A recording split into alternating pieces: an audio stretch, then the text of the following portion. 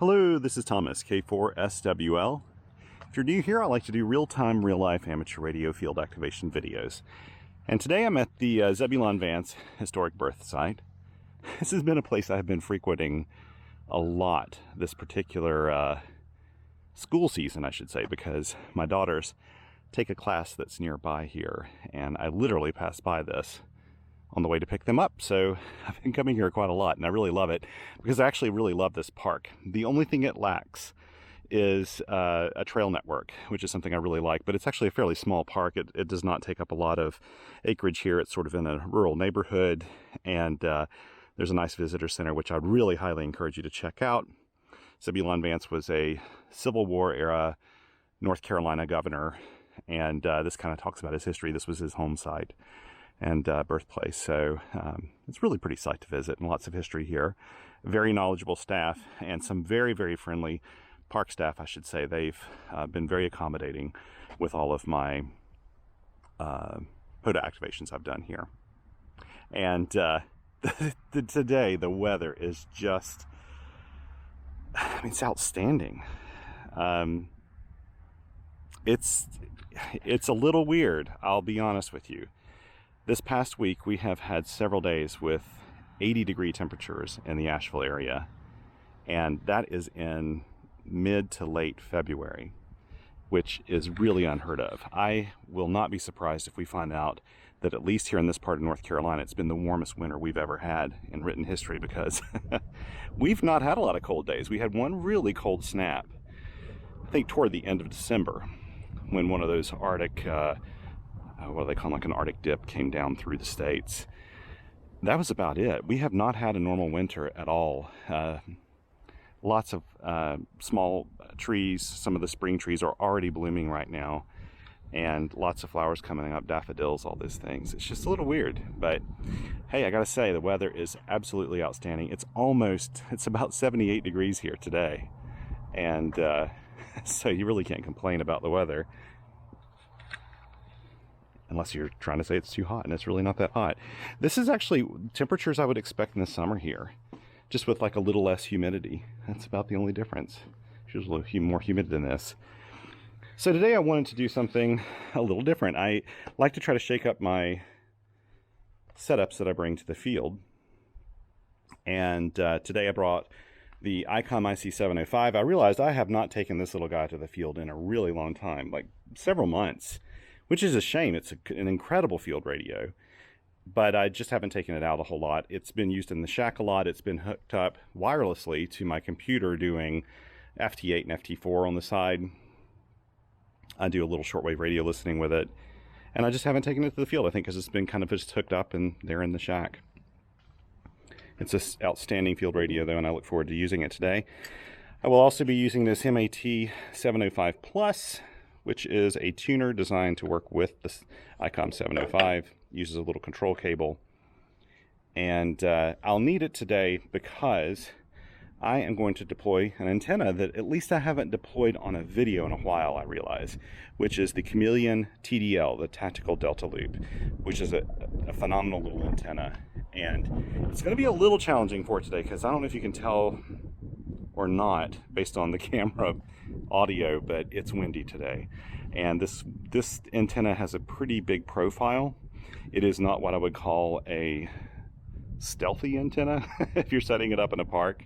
Not that that hardly ever matters in most of the parks I go to, of course, but it doesn't take up the footprint, and at least in terms of its impact on the ground, is very minimal. You just have one stainless steel spike, but the arms reach out about 17 feet each, telescoping rods, and they are telescoping antenna whips, and they're connected with a cable in the middle to form this delta loop, and you'll see it. I'll go ahead and set it up over here in a second. I'm feeding it with 50 feet of coax that actually comes with the one of my Chameleon antenna kits. Can't remember which one I got it with now. I'm gonna go ahead and get this thing set up. Now, I actually don't have the really nice, my better tripod. I broke it last time I was on a SOTA activation, and the replacement just came in, and I haven't had a chance to set it up and bring it with me yet, still in this box. So I'm hoping I can kind of set things up here where you can see what I'm doing, at least partially. and you'll see how I set this up. It's actually pretty easy to set up. It's a little wonky, it's a little weird when you're connecting the two sort of diagonal members, and you'll see what I'm talking about. Let me grab the antenna.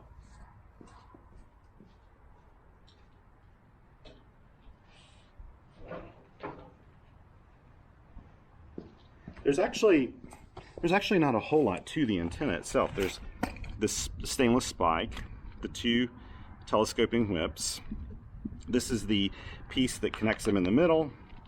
And in this little bag, I have the center of it along with the Chameleon, I think it's the micro, is it called the micro something? It's basically a little matching unit. So let's get this thing set up and hop on the air.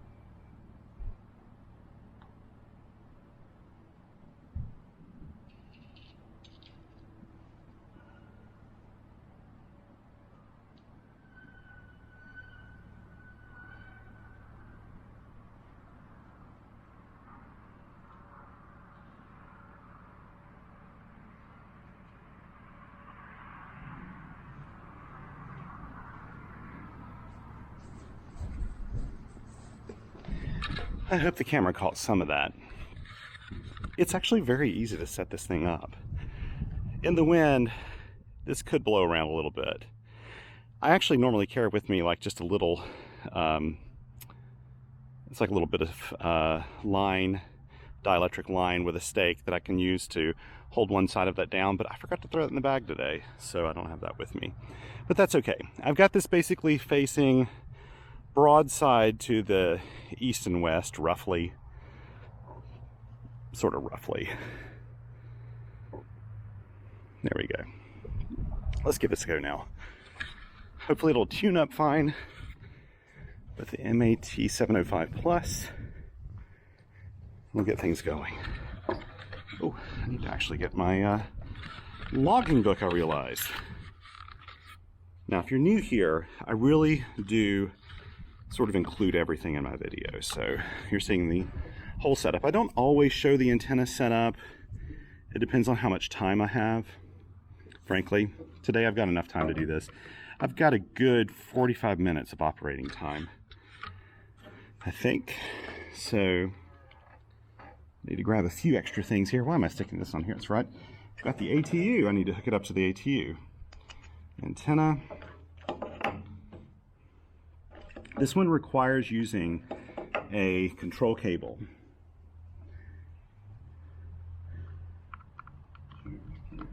I'll share a few thoughts about that here in a second. Grab a couple extra things here.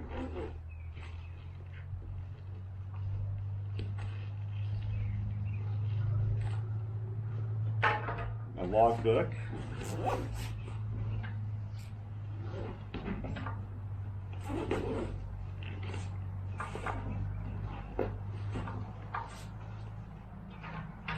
There we go. So what I got, my logbook, my water, all the essentials. I'd almost go for a coffee right now, but it's kind of hot. Okay. I'm using this audio cable as my key cable. Now I don't know how much, I have no clue how much sort of battery I have left in this. I can't remember the last time I charged it, but I have had this 705 hooked up to a power supply, so maybe, with any luck, it has a bit of a charge on it. I rarely ever hook this up to an external battery unless I need to, because frankly, I only operate 5 watts, and this provides 5 watts output with the supplied battery pack on the back. Now, a couple of thoughts here I wanted to share. People ask me about this a whole lot. Some of my early videos using the 705, Matt Tuner sent me the original MAT-705 tuner, and it does not have a charging port on it. It had an internal battery. I don't think it did. Did it? No, it had like a 9-volt or something in it, I think. I can't remember now, but I didn't recommend it, and they immediately made a change to the antenna tuner design where they have this USB-C charge port on it. A lot of people ask me, is it still working for you? Like, how long do you find the battery life works really well on this antenna tuner? Well, it does for me, because I don't keep it hooked up all the time. In fact, it's only hooked up during activations, and I don't use it that frequently. Probably at least more than half the time I'm using the 705, I have it hooked up to some kind of resonant antenna. So I don't even need to use an ATU. And then out of the other 50% of the time, or maybe even less than that I need an ATU, I'm using my Elecraft T1, because unless I'm taking my whole kit of the 705, which is in a Pelican case, and I've got the Pelican case sitting over here, you can see it right there. Unless I'm taking that kit along, which I don't always do when I take the 705 to the field, I don't have this with me. And frankly, control cables to me, they're really nice when you have a more permanent installation than a POTA site, right? I think they're come in pretty handy to have some cool features that help you tune really quickly and that sort of thing. But otherwise, I don't really like them that much. I would rather just have a button I push and then hit tune on my radio and have it tune that way. I feel like I've got more control over when it decides to tune. By default, when you hook one up to the 705, anytime you step far enough away out of band where it needs to retune, if you key even a DIT, it'll start a tuning process. That's the default way that it uses the MAT-705 or any other connected tuner. And I just don't like that, frankly. I find it a little disconcerting, especially if I'm doing some hunting and maybe I move frequency 50 kilohertz and it decides it needs to tune again. I forget about it and I start to send my call sign, and all of a sudden it's tuning up on someone right on their frequency, and I hate that. And so I'd rather be in control of when it tunes. So what I've done here with the 705 is I've disabled the kind of that portion of the auto tuning, so that I have to kind of I have to trigger it myself. Oh, looks like I got a full battery power. That's really good. Excellent, excellent, excellent. So I won't need anything else here hooked up. The 705 is a phenomenal radio. I think in terms of being kind of the most advanced field radio, that's probably the 705. It does cover UHF, VHF, has great stability. It's a great shortwave radio broadcast listening radio and FM DXing radio if you like to do FM FM broadcast DXing. And it's good on medium wave even. It's just an all-around wonderful radio. I don't take it to the field as much as I do my KX2 and some of my other radios because I just feel the size of it and everything is fine. It works really well for me, to be honest, but I just kind of prefer smaller, more compact radios when I go to the field usually. But this one has, and I'll tell you, I'm sure I'll hit it today, saying that I regret not taking this to the field more often because the audio is spectacular in this little radio. It's one of the very best field radios on the market in terms of audio, and the receiver characteristics are fantastic as well. So I need to get my logs set up. I haven't done any of this today, so I need to get this set up really quickly. And I meant to bring with me my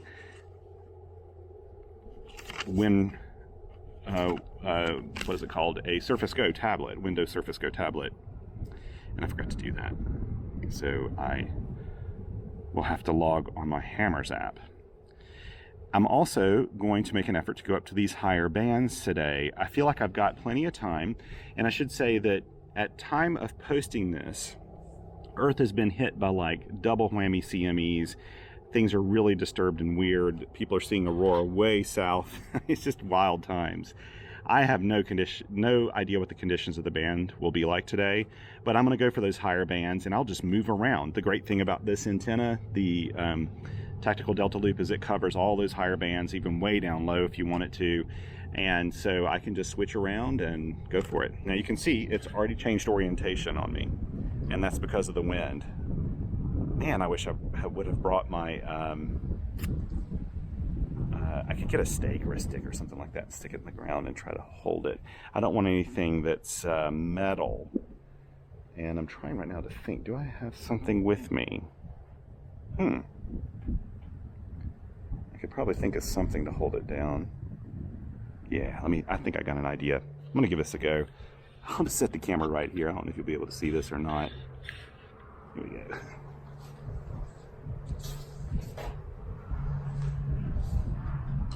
If I can actually make this work, but I'm going to try. I've got this shopping bag.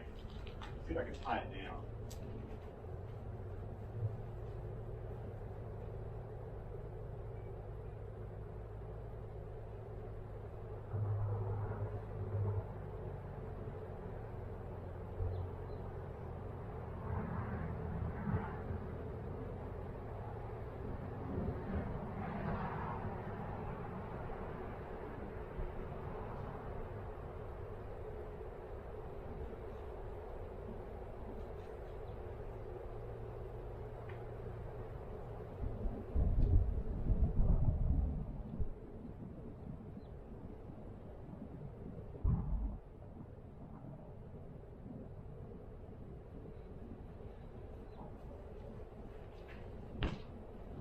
It's possible even with that shopping bag on there it's going to move around a bit, but that's okay.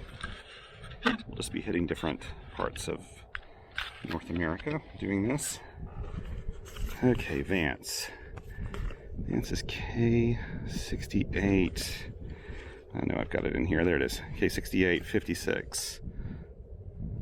And I don't even know what band we'll start on today. Get my Hammers app out. I'm also going to put on here 705 and TDL. I've been doing that lately, putting the name of my radio and antenna just so I remember later on what I was using. Vance. There we go. And get the Hammers app out.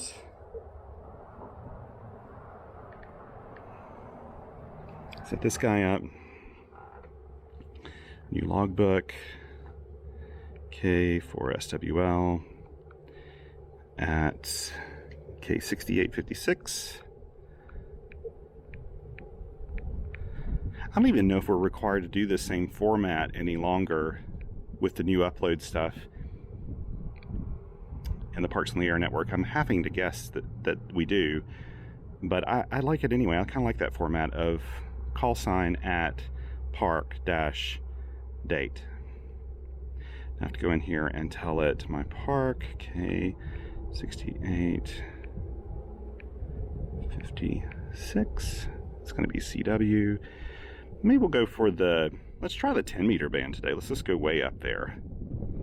And I'll put a fake call sign in IC-705. There we go. Now it'll remember where I am. So if I move around a little bit, that'll be fine. Let's see here. Whoops. Okay.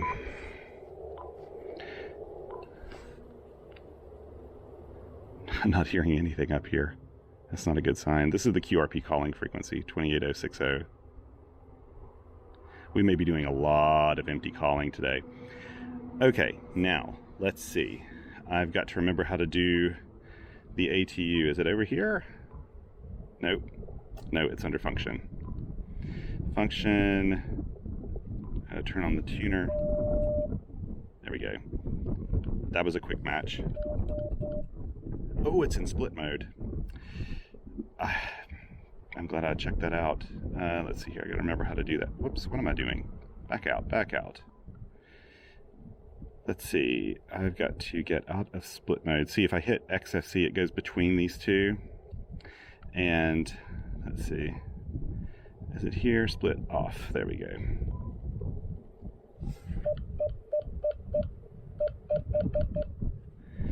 And let's go ahead and make sure that I'm actually, yeah. Now, let's go into the functions here, start calling CQ.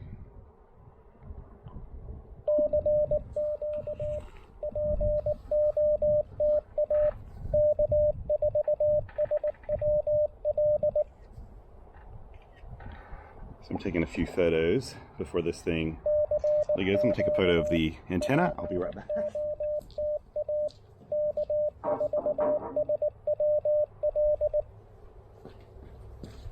Okay, now let's hope we get some people here. I'd like to get some 10 meter contacts. I don't normally do some of those higher bands, and they're awfully fun to do. Here we go. See, it popped out, so if I click here again, it'll take me back. 10 meter CW. I'm ready to take a call sign. Let's see if we can at least maybe get one call. And it is 1900 hours. It'd be nice if this is like a little leisurely today. I won't complain. Thank you for joining me, by the way. I really appreciate this. I like the company. Try to get some water as well while I can.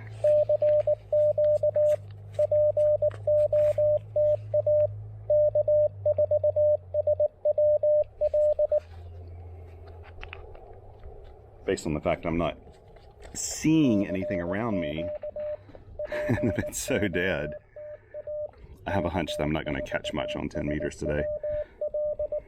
Ooh, I also need to check and see if I've been spotted. Okay, let's go back to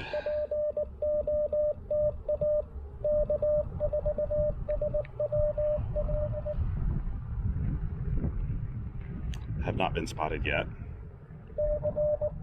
I wonder if I did it correctly. No, I have been. 3 dB, that's down pretty low. And they may not be behaving very well. I don't care. Just want to get 10 contacts today. This weather, man. I can't believe I'm in February and I'm in short sleeves and almost a little sweaty.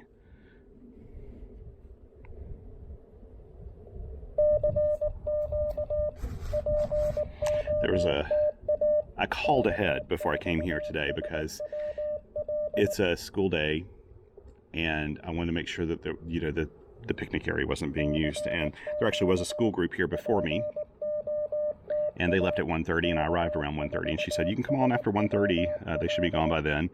And I did find some like trash and stuff the kids left behind. I mean, I think the teachers probably did their best to pick up everything, but they had lunch here and stuff, so I was found little wrappers and things since I picked those up before I started the activation. Also found a water bottle that I think a teacher or somebody left behind, so it went in the lost and found in the visitor center there.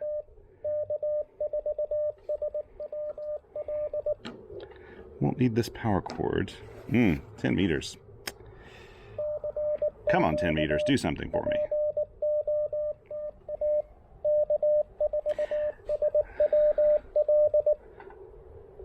I do love the keying of the 705. It is silky smooth. I remember early on when I was first reviewing this, a lot of CW ops are concerned about any kind of relay clicking, and this uses little reed relays that are, they do make a click sound, but they're pretty darn quiet. But some people really just don't want to hear anything. They want pin diode switching and that sort of thing. The reed, these little reeds, that doesn't bother me too much. These relays are very soft and quiet.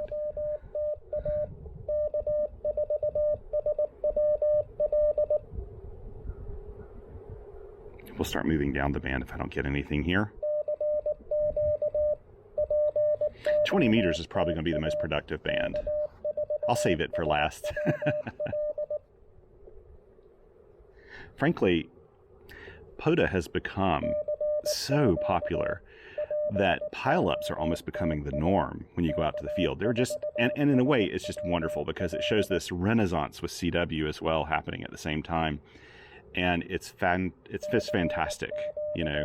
At no other time in the past, other than during maybe contests and stuff, would you, as a CW operator, be able to go out in the field and just start having a lot of I'm just getting a note from a friend, my buddy Eric, saying that he can't hear me. It's either Eric or Mike saying that he can't hear me on 10 meters, and how that was no surprise at all. But what was I saying? Yeah, so you actually get to go out and experience pileups, and I think it makes you a better CW operator when you have to deal with a pileup every so often. It's good practice. I need to be listening in case there's a really weak signal there. Listen how quiet the receiver is on the 705.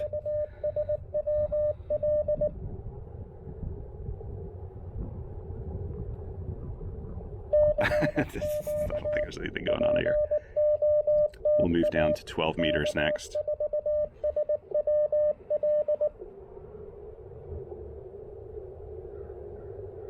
I'll make 2 more calls and we'll start to move down.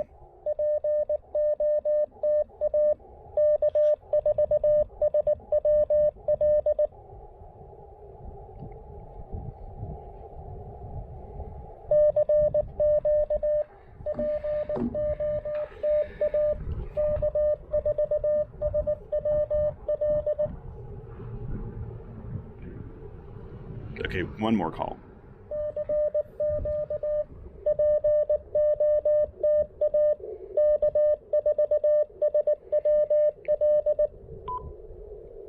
Thought it was going to turn off anyway. Yeah, there's nothing there.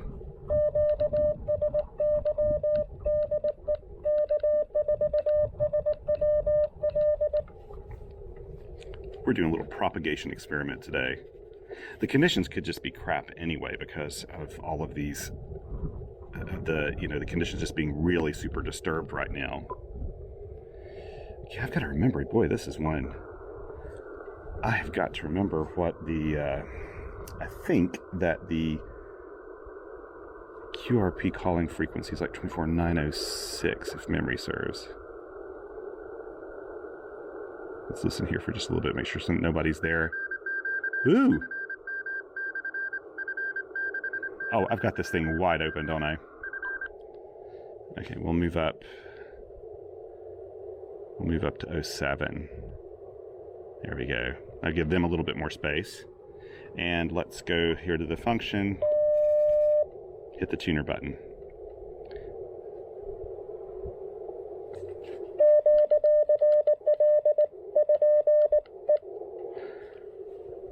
This is my little CW Morse pocket paddle. I love these things. If you can't decide, if you're trying to get a if you're looking to buy a paddle for the field, or for the shack for that matter, and you don't want to spend a lot of money, but you want a decent quality paddle, this is it. These C.W. Morris pocket paddles are just fantastic. They make a version of them on a steel base as well, and you've seen me take that to the field, and it makes for a great shack key. And I find that the action and everything are great on these.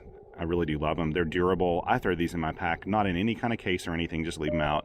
They're 3D printed, but they're made of really high quality material.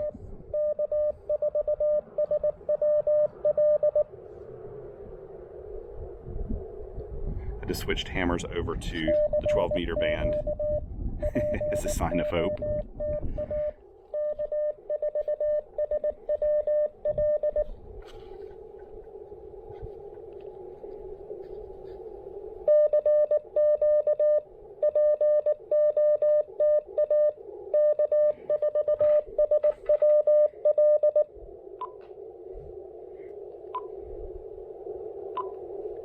I'm trying to remember how this looks.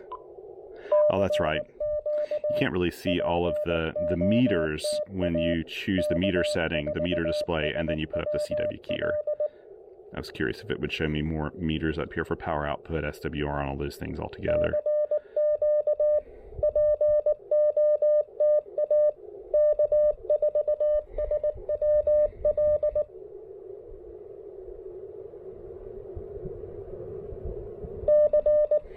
See if I've been spotted and what the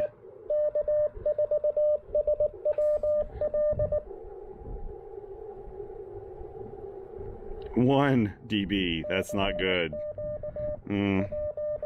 Conditions on these higher bands, it leaves something to be desired today, I'm afraid. I don't care. That's not what we're here for. We're here to experiment today. I got time yet.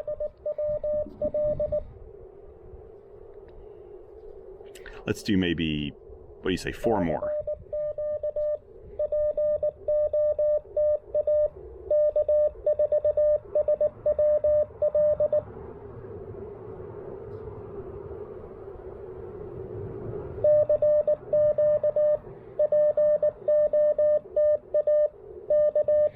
Very tempted in the morning to go do a summit activation if I can get out and get it done before the things I need to do at noon. And I'm thinking of a summit that I could probably get to and do the hike up and back in enough time. Actually, the drive's longer than the hike to get to it. I don't know what the weather's like tomorrow. I think we're supposed to get, we may have rain again. I don't care, I'll go up in the rain. There's another station here, so you're seeing something, but that's about it. So one more after this.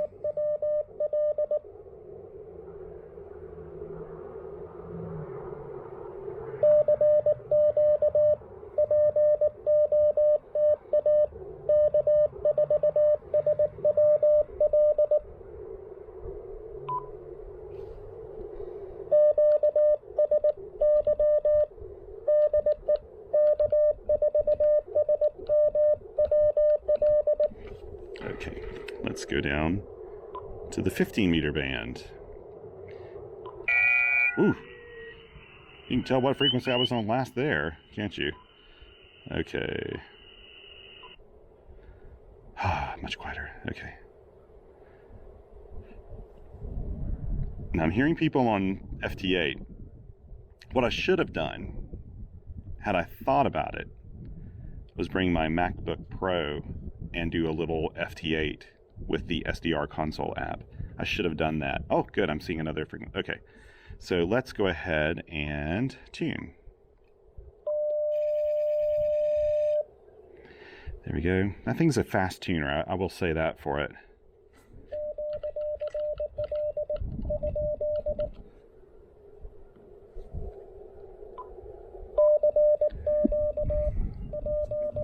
Okay, let me change it on hammers before I forget, because I'll go and log everything as 12 meters. If I get somebody, that's hopeful, isn't it? Did I just jinx it? I'm just not into jinxing, though. I don't think things work that way, so. I don't mind jinxing stuff.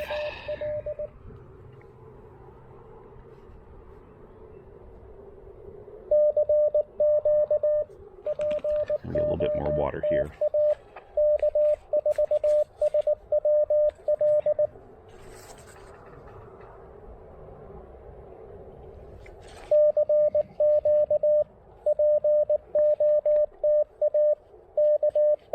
This is the best YouTube entertainment out there, isn't it? Listening to someone call CQ into the air, nothing comes back. It doesn't get any better than this. But it's like fishing or something, you know, you go out and you don't know what it's going to be like. So obviously these higher bands, I should be seeing more than one other signal in this little swatch of frequency here.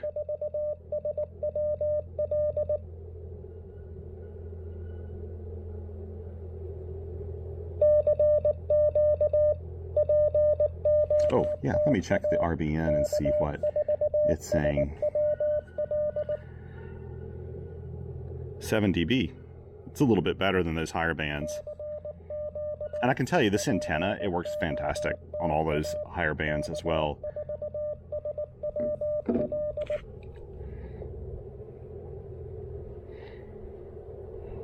So it's not the antenna, just the conditions aren't that wonderful today.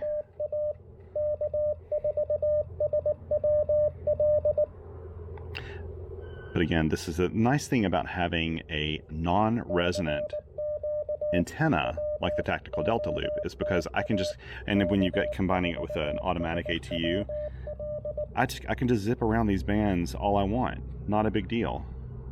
So easy to do.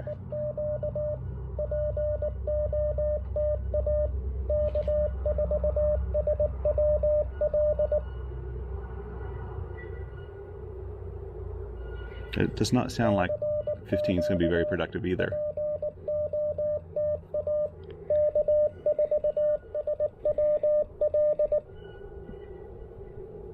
Okay.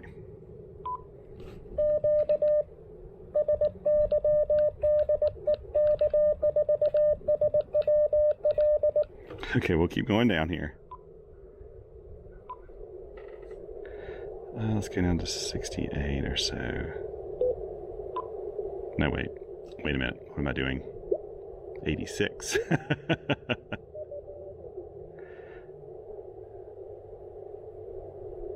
Seeing a few more signals here. That's a positive sign. Okay, there we go.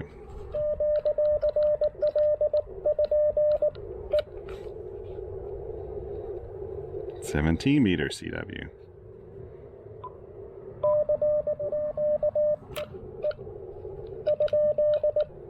Sorry, I thought I heard a... No, okay. Thought I heard somebody come in.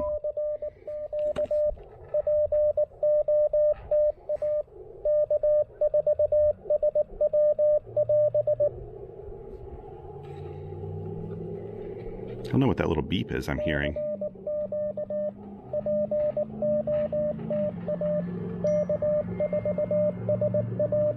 Yeah. Buddy Eric or Mike, I'm not sure who, saying they're not hearing a peep on 15. They didn't hear a peep on 15 either. Oh, it's Eric. So it's Eric who's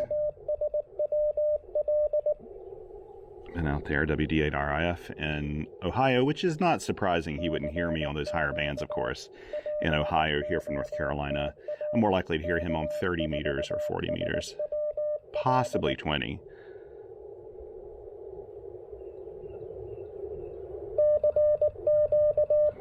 Oh yeah, let's check the RBN and see what my RBN numbers look like. Somebody's tuning up there. 22 dB. Boy, what a difference.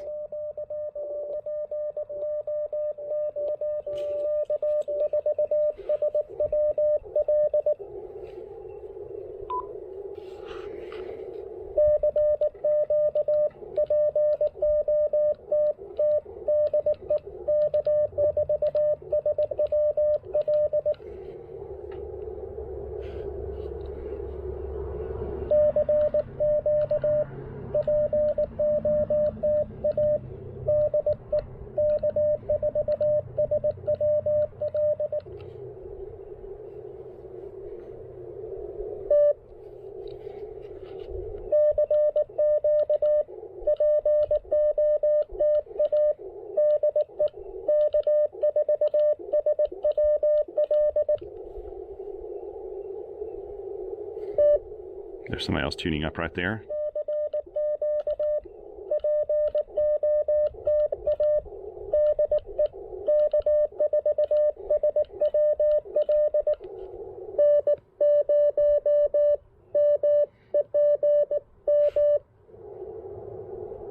Okay, wait. I can't read my own writing here.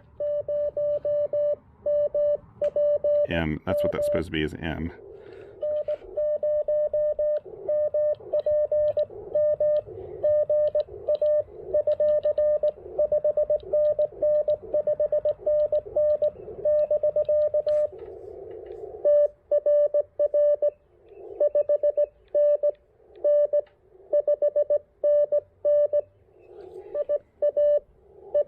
The reason I couldn't read that is there's a little line going across here that's...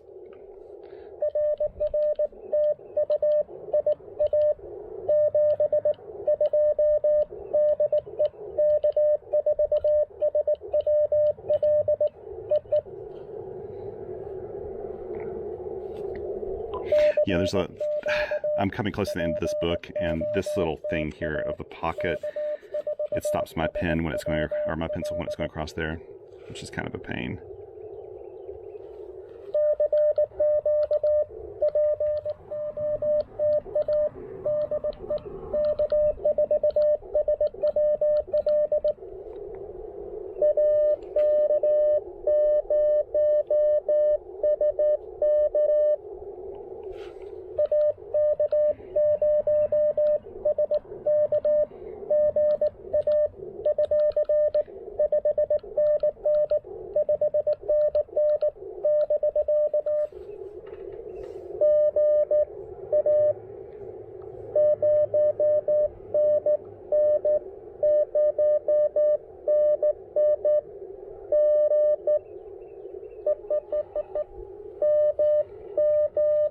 Oh, there we go.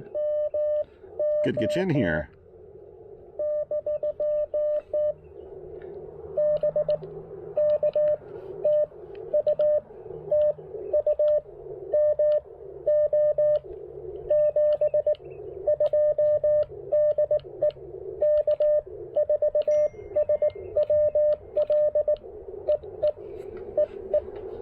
Good to get you in the logs.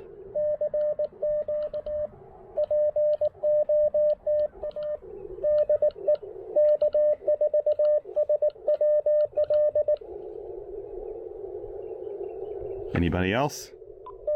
I won't stay here much longer. I do need to move on. In 15 minutes, I have to tie this up, so I need to get 8 more contacts in 15 minutes.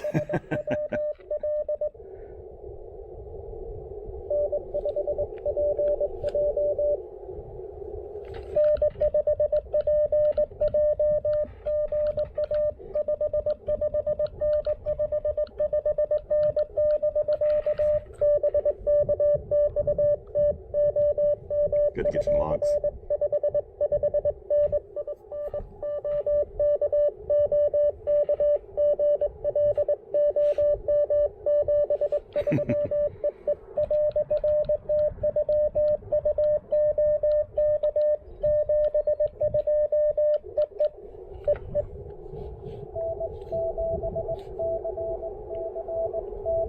All right.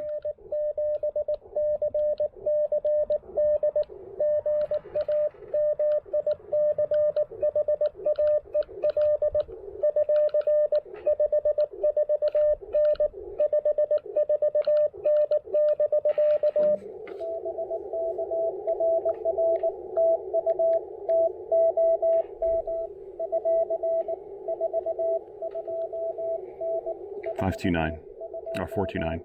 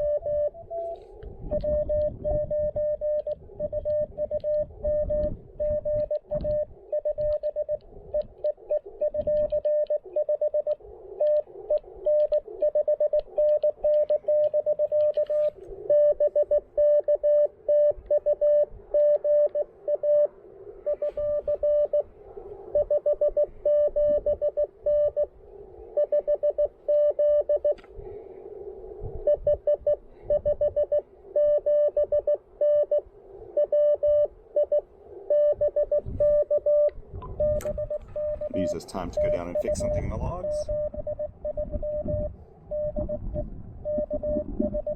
There we go.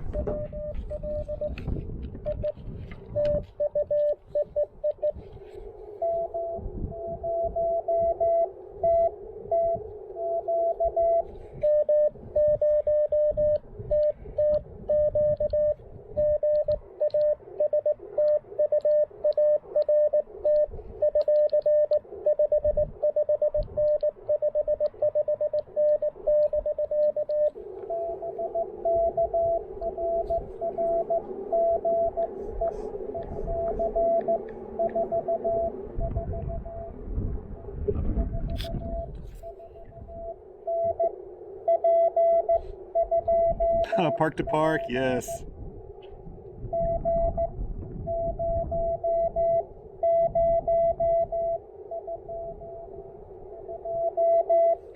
G0022.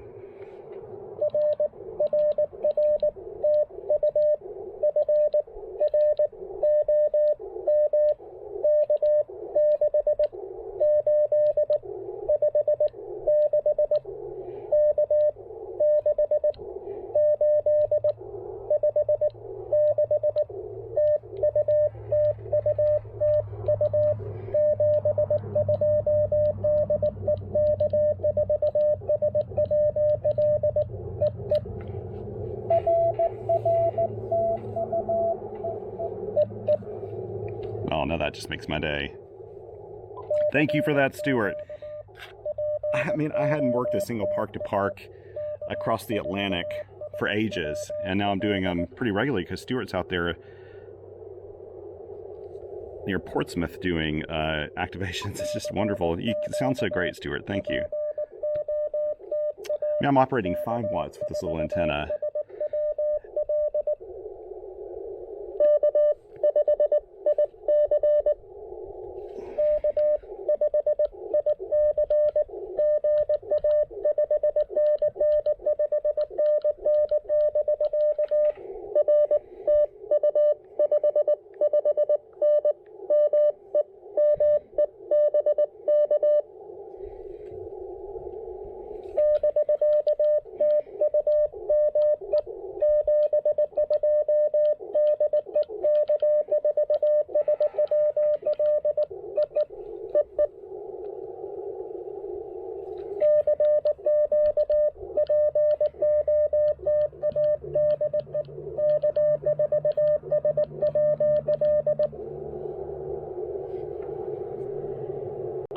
What this goes to show you, it does me at least, is there's a big disconnect between when propagation isn't that wonderful because the conditions are disturbed, doesn't mean you're not going to get contacts. It just may mean that it's a bit flaky, and it may mean that there's a lot of QSB or fading sometimes. Sometimes it's quick, sometimes it's slow, sometimes it's deep, sometimes it's shallow. But you're still going to be able to do DX in little openings, and actually, when we have CMEs and all this solar activity that has its negative side, a lot of times you do have little windows of really good propagation in there as well. And so it just takes a little more patience sometimes, but you'll still be able to go out there and play radio.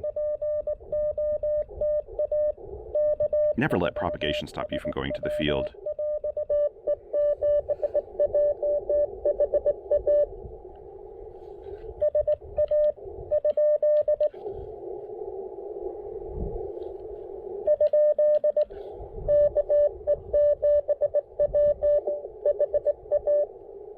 Oh wait, okay. KE7JSA.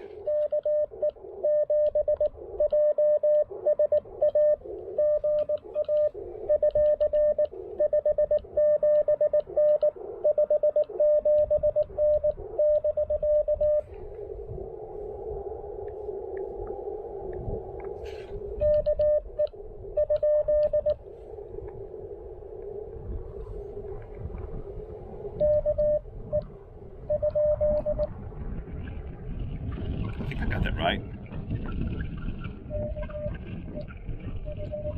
This is where the unstable propagation's coming in I was just talking about. They could have been hearing me on a little high of that QSB.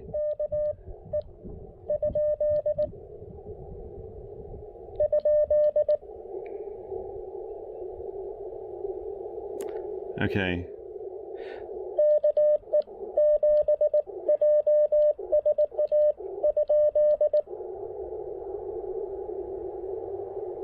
Okay, nothing heard. Sorry if I'm sure that what happened was I heard you or you heard me and then I just disappeared on you. You can't see that happen, even on the screen. We're have to move down to 20 meters now and finish up my last 3 contacts maybe.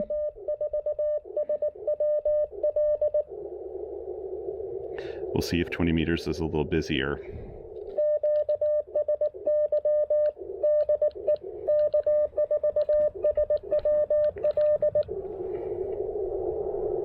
I do appreciate old M0 TTQ going out and doing these later evening activations.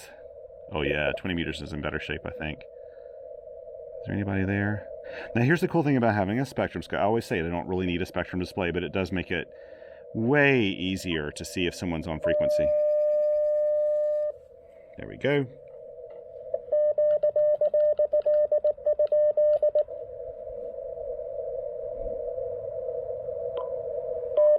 I'm going to do this kind of quickly.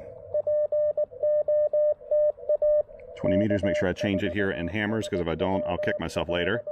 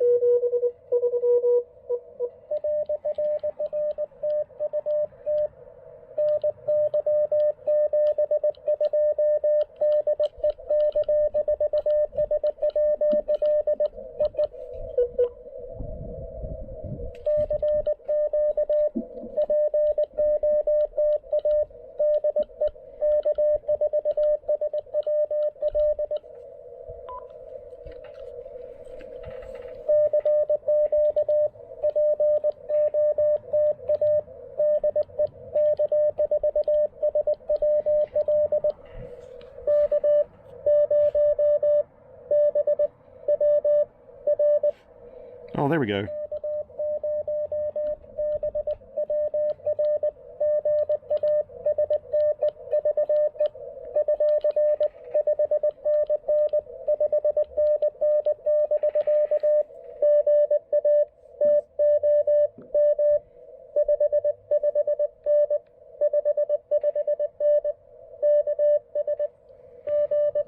Big time activator right there.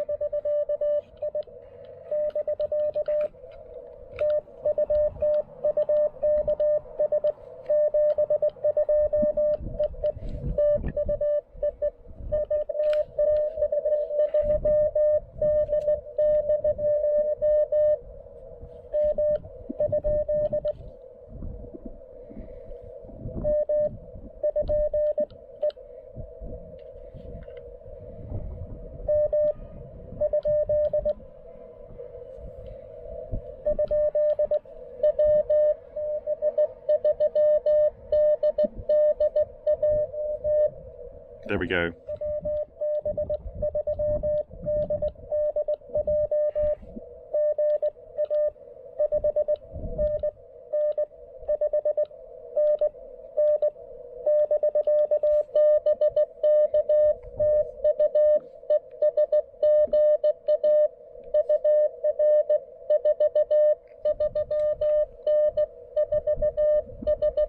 Five, 2, 9.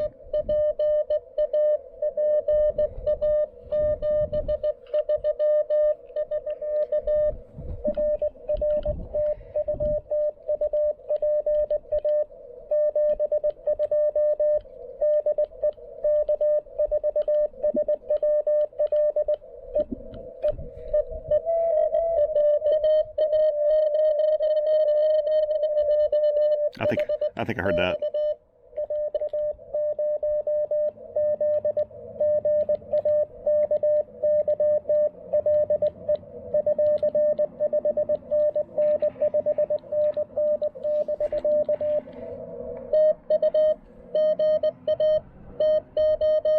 Look how strong that signal is, Kyle.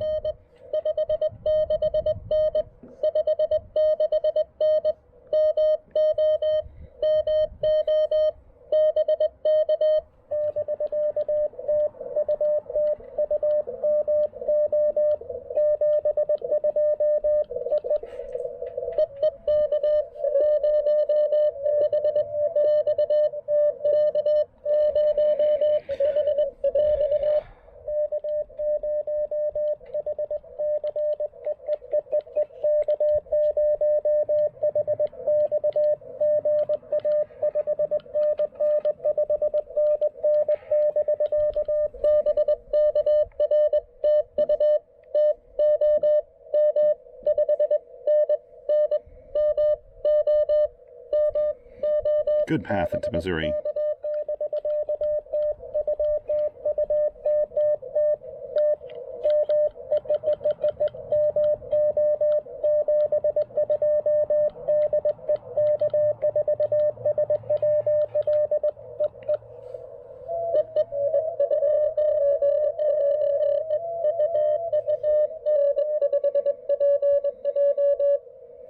Okay, wait.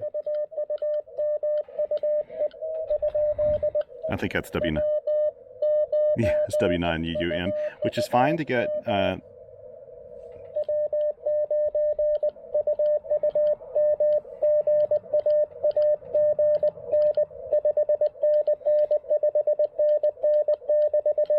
It's fine to work people multiple bands. Multiple bands and multiple modes.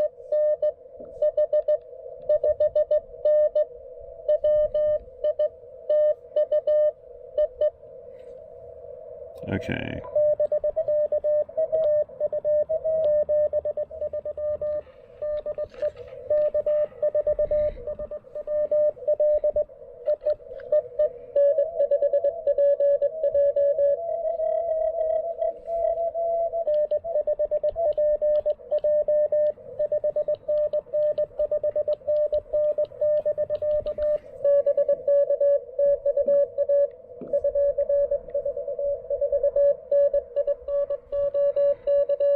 There we go.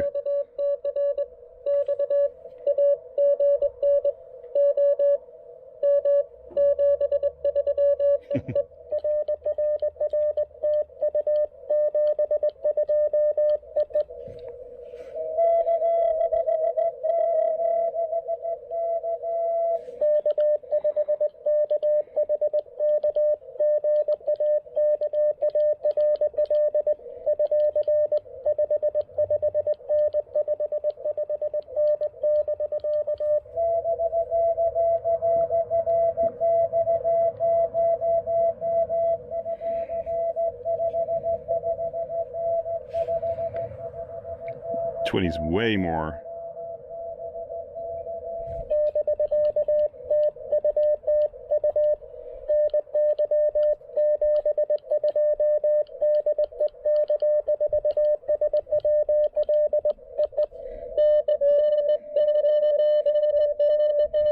Did I hear an NN?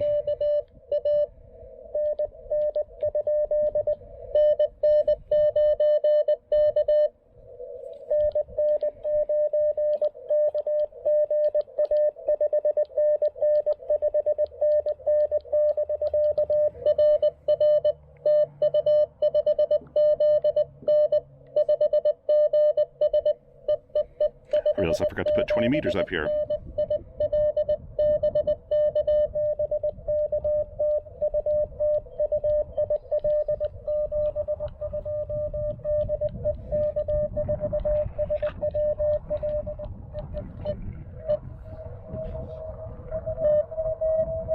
I'm hearing a KC in there.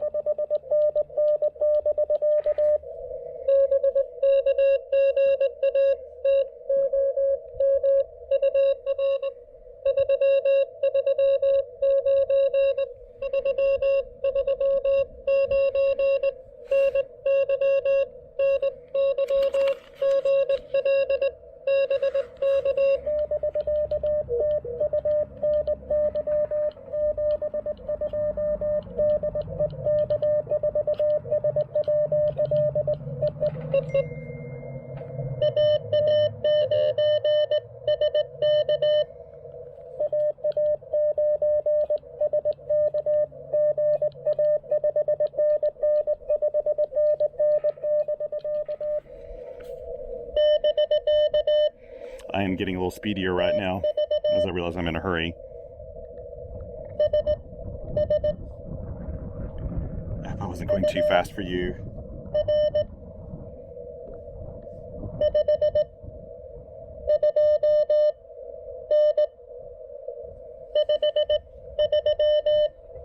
That's good. Yeah. Illinois.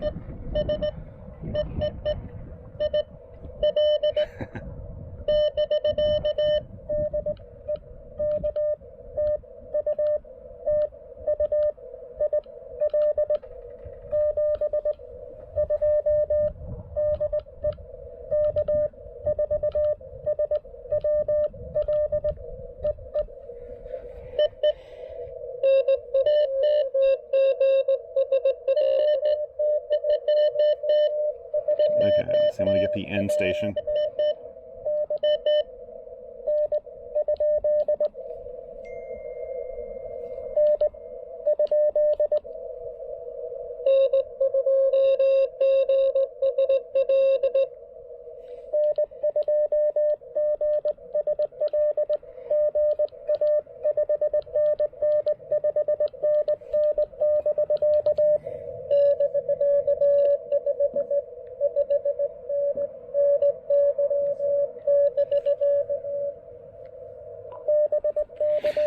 Okay, I will have to move off here in just a little bit. It'll take me about 5 minutes to pack up, and then I need to go pick up my girls. Maybe one more.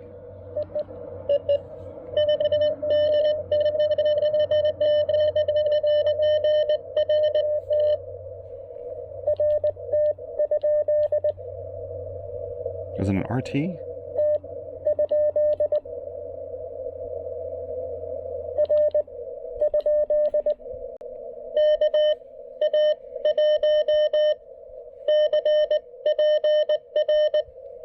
That's it.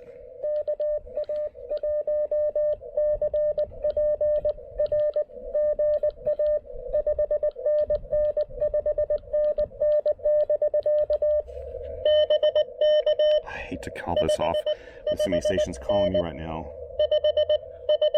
But I've got to.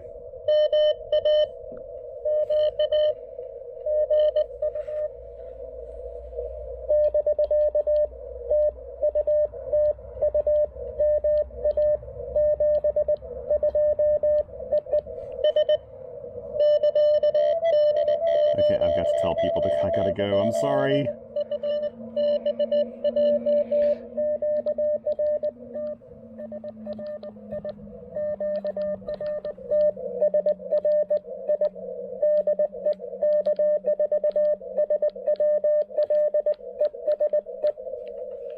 Come on. Thank you. Okay, good. Turn that off. I'm sorry. I'm so sorry. I really wanted to work. I probably could have gone another 15 or 20 minutes. Really quick summary here before I pack up. I'm not going to film packing up because my battery is really running low here on the camera. I think this is where maybe I went to 20. Let me look here and see if I can see on my, let's see, 20 meters. WB2, yes, 20 meters. This is where I went to 20 meters right here. And you can see, like, these higher bands just weren't really there today. At least they were not good enough that the bulk of the people trying to hunt me couldn't find me out there, which is fine. Got down to 17 meters, things got a little bit better. 20 meters was just on fire. I mean, I could have gone a long time on 20 meters. Total of 21 contacts.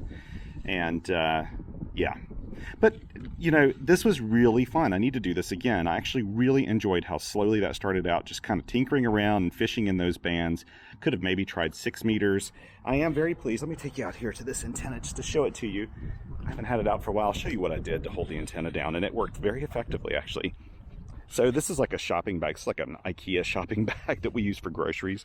And I threw a couple of Impasse light parts in it. I think it's my Impasse 2.0 pole, the very end pole I put on there. But this is the TDL. Super simple to set up, and you can see what it looks like from back here. Maybe I don't know if you can see this on the image or not, but this is facing basically broadside to east and west. That's south, that's north, and yeah, it did a phenomenal job, actually. Very pleased with it. Very, very pleased. So, and it's holding up in the wind. You just need something to anchor it at the bottom. There's just so much antenna on both sides for the wind to kind of blow it around. It's like a big sail, it's just missing the sail part. And so it will blow around on you if you don't have that. What I've done in the past, by the way, see these little Velcro things? I keep these on here, and I keep these two pieces of the, or these two whips together when I transport them. I'll just tie something on here like a little stake with a line and hook it into the ground, and that'll hold it in place even in pretty high winds. So anyway, I need to pack this guy up real quick. Really appreciate you coming out here with me today, doing this park activation. This was a lot of fun. Thanks to all the hunters that came out there in support. I appreciate it. 20 meters was on fire. I'm so sorry I had to hop off there, but I've got to do it. I need to pack up now, head up the road and pick up my girls. Again, thank you for joining me. Really appreciate it. There's another little piece of trash I need to pick up.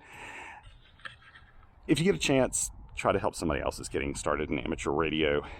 Like I always say, this is a hobby where we are ambassadors and we need to help each other out. That's the best thing to do.